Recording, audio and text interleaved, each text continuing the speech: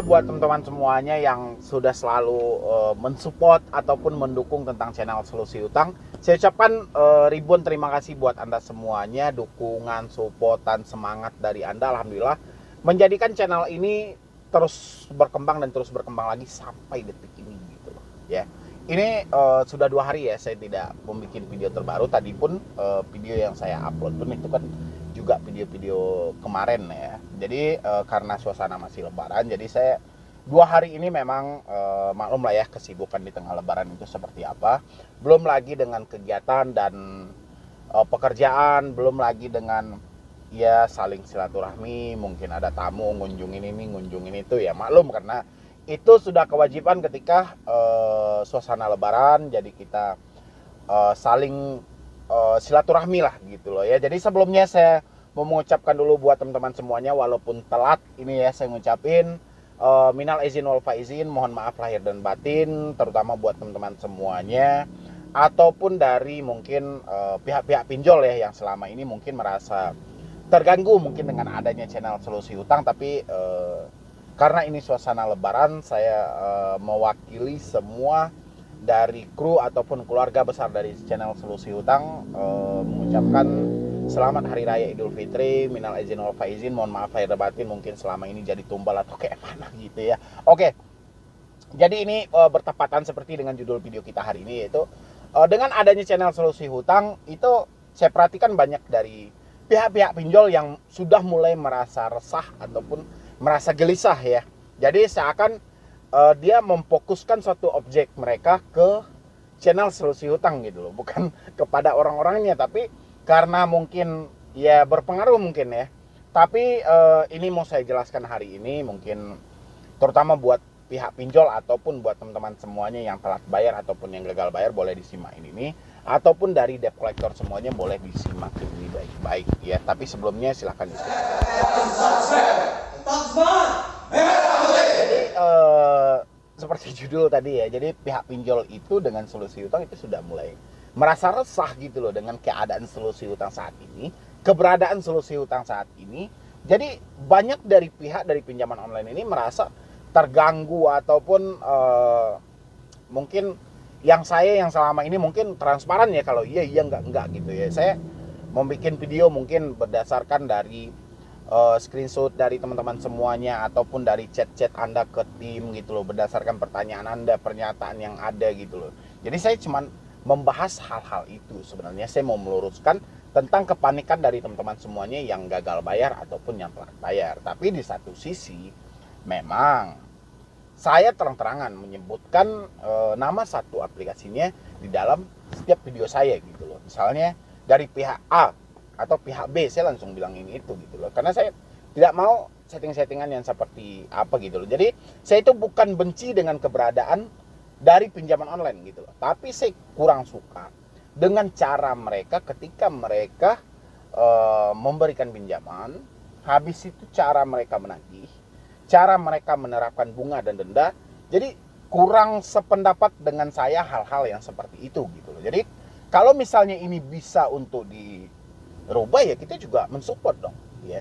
Kita juga mensupport keberadaan pinjaman online saat ini, itu menjadi suatu kebutuhan yang sudah tidak bisa kita pungkiri lagi di tengah canggihnya teknologi saat ini, ditambah lagi banyaknya pengguna dari smartphone gitu loh. Jadi kemungkinan besar daripada orang sudah disibukkan, ditambah lagi dengan suasana kemarin itu kan orang COVID-19 ini kita dilarang berinteraksi langsung dengan manusia ke manusia lain gitu loh. Jadi untuk tatap muka kita memang dikurangi, kita lebih banyak ke daring gitu ya. Jadi via online itu lebih alternatif gitu loh ya.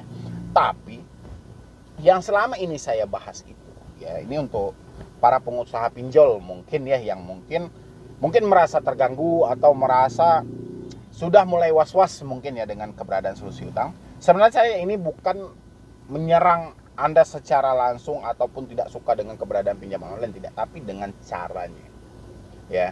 Terutama mungkin denda dan bunga itu sudah pasti ya, meskipun OJK telah menetapkan di situ 0,8% per hari, dan itu pun tidak boleh melebihi 100%. Mungkin detik-detik ini mungkin di beberapa pinjol sudah ada yang menerapkan hal seperti itu, tapi denda masih luar biasa gitu. Bahkan masih ada denda 1 hari 75.000, ya.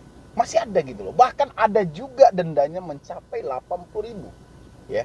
Ada yang pinjam 1.400.000, cairnya cuma 800.000, telat 1 hari itu diterapkan bunga sampai 75.000 sampai 80.000. Denda gitu loh, bukan bunga. Ya, dendanya per hari gitu loh. Ya, itu baru soal dari pinjolnya.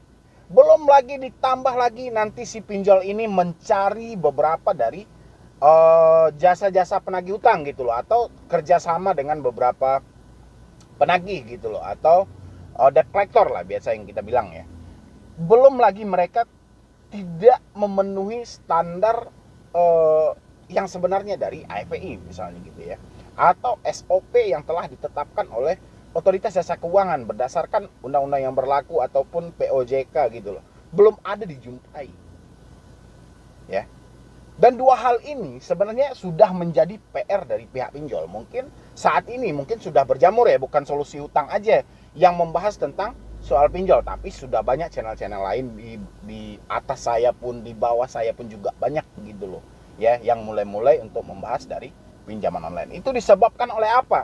Hal yang paling mendasar terjadinya pembentukan channel itu adalah akibat dari debt collector ya. Di luar dari denda dan bunga, debt collector ya, debt collector yang selalu melontarkan penagihan kurang beretika.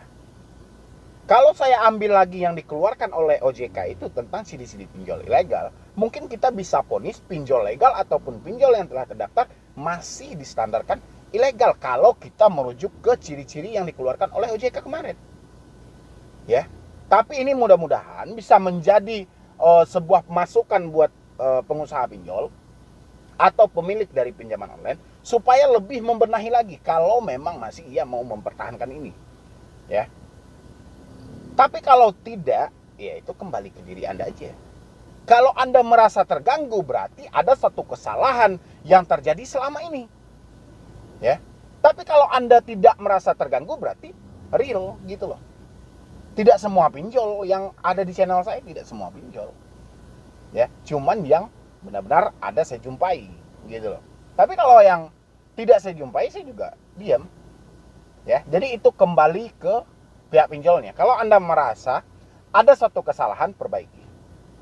Ya, atau kapan perlu kita juga boleh kita misalnya berkomunikasi gitu loh, bagaimana di lapangan. Karena selama ini saya yakin mungkin dari pengusaha-pengusaha pinjolnya mungkin tidak tahu mereka dengan siapa aja penagih hutang yang mereka bekerja sama. Ya, jadi penyimpangan dalam penagihan itu banyak. Ya, kita tidak bisa sebutkan, cuman coba introspeksi aja.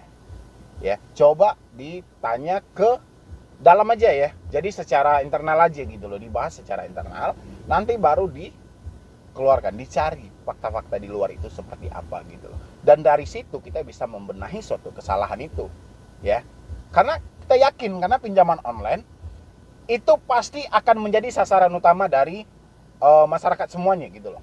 Karena itu lebih simpel, lebih tidak rumit, tinggal kita ngajuin aja, bla bla bla, semuanya udah selesai gitu loh ya. Jadi saya mungkin kalau dari pihak pinjol merasa terganggu dengan adanya solusi hutang, benahi. Ya, kalau menurut saya selama ini yang saya bahas mungkin soal pertama dari penagih hutangnya, habis itu dari penerapan denda dan bunganya. Sejauh itu sudah sesuai dengan prosedur, saya pastikan, yakin saya itu tidak akan ada lagi orang yang menjadikan pinjaman online sebagai konten mereka. Pasti orang akan berlomba-lomba juga akan ikut mempromosikan bahwa ini adalah salah satu hal yang terbaik gitu loh. Jadi Anda kalau mau boleh pinjam di sini misalnya gitu ya. Tapi kalau memang sudah memenuhi standarnya semuanya. Tapi kalau belum, kehancuran akan terjadi kepada pihak pinjol. Ya, ini bukan akibat orang telat bayar atau gagal bayar, tapi kesalahan dari mencari penagih hutangnya. Saya yakin itu, gitu loh. Ya, mungkin dari saya cuma itu aja. Mudah-mudahan itu bisa menjadi masukan dari pihak pinjol ataupun pihak debt collector yang menonton. Mungkin Anda bisa lebih bertanya lagi ke siapa yang menyuruh Anda, karena ini sudah banyak kejadian-kejadian yang sudah di luar logika gitu loh, sudah di luar SOP yang sebenarnya gitu loh ya. Mungkin saya kayak keroyokan, kayak yang di Kediri kemarin, kasus-kasusnya memang ini belum merujuk ke pinjaman online, tapi sudah ada dari leasing, dari koperasi gitu loh ya. Jadi mungkin dari saya cuman itu aja. Salah dan kurangnya saya mohon maaf karena ini masih suasana lebaran, dan itu menurut asumsi saya dan berdasarkan dari konsultasi atau diskusi dari teman-teman semuanya. Itu saya simpulkan cuman itu yang menjadi permasalahan. Pertama penerapan denda, bunga, habis itu cara penagihan. Ya. 3 hal ini bisa diatasi oleh pinjaman online. Saya yakin pinjaman online menjadi sesuatu alternatif yang sangat bermanfaat. Saya yakin itu kalau itu bisa diatasi. Ya. Tapi kalau itu sulit diatasi, ya memang kita tidak tahu juga. Tapi kalau pinjaman online bertanya, ya salahnya juga dari debitur. Kenapa tidak membayar? Mereka itu meminjam, itu jadi panjang kan. Jadi saya cuman beri masukan itu aja. Mudah-mudahan ada dari pihak perusahaan pinjol yang lagi menonton, mungkin dia bisa berbenah diri secara internal dulu, mungkin bisa mencari hal-hal itu, nanti baru secara eksternal keluar mereka mencari gitu loh ya. Jadi sekian dulu dari saya, Medi Broni. Wassalam. Lebih baik haus daripada hancur selamanya.